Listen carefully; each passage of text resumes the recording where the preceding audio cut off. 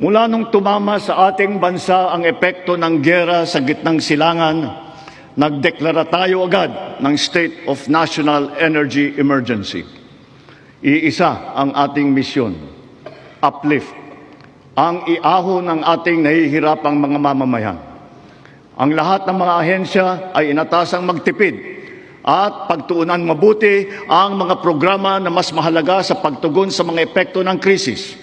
Ibinuhos natin ang pondo kung saan karapat-dapat at mas kinakailangan sa mga pangunahing serbisyong ramdam at tiyak na makakatulong sa ating mamamayan. Ang pera ng taong bayan na muntik mapunta sa bulsa ng mga tiwaling opisyal ay naisalba natin.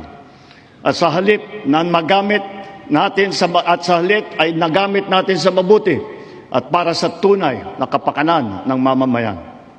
Ibinaba natin ang karagdagang halos 58 bilyong pisong pondo sa mga lokal na pamahalaan para mas mabilis at mas malawak ang paglingap sa taong bayan. Mataas ang tiwala at kumpiyansa natin sa mga lokal na pamahalaan. Ito ay paghahanda na rin para sa mas marami at mas malawak na serbisyo para sa kanilang mga nasasakupan. Nagsimula tayo doon sa mga direktang naapektuhan ng kaguluhan. Ang pagsaklolo sa ating mga kababayang OFW na naipit sa digmaan. Mahalagang misyon ito ng pamahalaan. Gayong lagpas 2.2 milyong Pilipino ay naghahanap buhay sa Middle East. Simula nung naputok ang giyera, mahigit 12,000 kababayan natin ang ating naiuwi sa bansa na ligtas.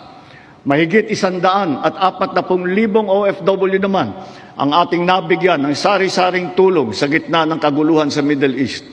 Tulad ng pagkain, tulong pinansyal, pagpapagamot at masisilungan.